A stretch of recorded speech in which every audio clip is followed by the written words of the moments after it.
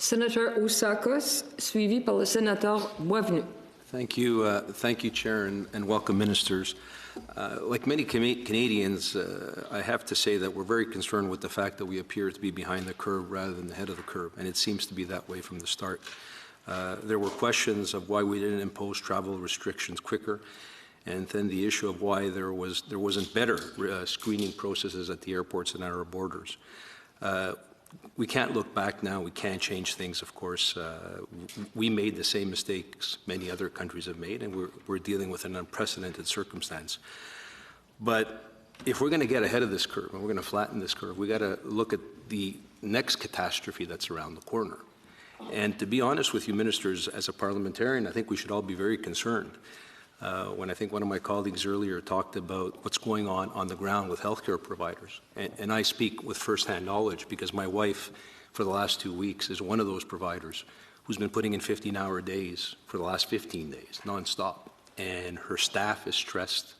And she has assured me, and this is a question that comes directly from her, on the front lines, at the hospitals in our province, they don't have adequate infrastructure safety for their employees, from booths to triage centers, just basic infrastructure, construction required to deal with this particular virus. They don't have adequate amounts of masks. They don't have adequate amounts of gowns. They don't have adequate amounts of ventilators for what's coming around the corner if we see some of the states that have been hit with this. We don't have adequate amount of test kits, and that's why we're also in a situation where we don't have quite a good sense of what the numbers are in terms of the spread of the virus in what areas and all the rest of it. So if we look at what's ahead of the curve, what's coming up next, based from other states, the numbers are growing now daily exponentially, and I think the government confirmed as well that we had, I think, a little over 5,000 ventilators. But what happens in a few weeks if we have over 10,000 Canadians that are hospitalized? Hospital workers like my wife will have to start deciding who dies and who lives and who gets a ventilator and who gets intubated. So I think we would be a lot more assured if we had a little bit more than we are looking into it, and we're doing an assessment with the provinces.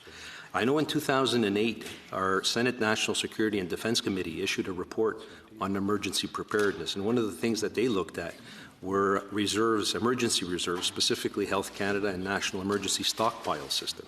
Back then, the stockpile consisted of 8 warehouses, 1,300 supply reserves. They were strategically placed throughout the country. So the question I have, I know there's 165 field hospitals, 200 beds in each, which could be deployed on a 24-hour notice. So can you also tell us what is in those supplies, and if they are ready to go, are they up to date? And have we given serious consideration as well, getting the military engaged in this, in providing the infrastructure support to our healthcare system, which was cracking across this country before the coronavirus? We were already at our max.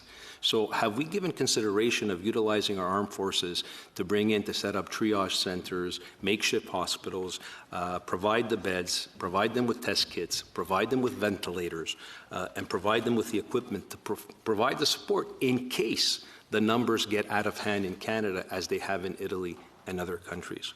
Thank you, Minister. Thank you very much, Senator. And first of all, I want to thank the incredible work of Dr. Tam and the Health Agency of Canada for guiding us through this very difficult time and helping us make decisions that are extremely difficult to make. I would disagree with your assessment that we are not ahead of other countries. Of course, there are other countries that have different systems of governance that allow them to take more stringent measures.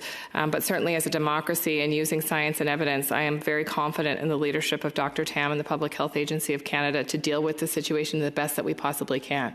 In terms of a surge, I will tell you that no country is prepared for the kind of surge that this pandemic is presenting, which is why the globe is in the crisis that it is, which is why, no matter which country you're in, you have seen healthcare systems struggle to meet the needs and the demands of sick individuals, and in particular, critically sick individuals, and which is why we're working so hard right now to flatten that curve, because we know that's actually our best chance. Our best chance is actually to prevent people from getting that significantly ill all at the same time, and that if we can spread out the contraction of this illness by Canadians over a longer period of time, that's not to say that less people will be ill. What it means is they won't all be ill at one time, which will help alleviate the burden on healthcare professionals such as your wife and many others all across the country who are understandably alarmed, who are understandably under an overwhelming amount of pressure as they try to prepare their hospitals and prepare these systems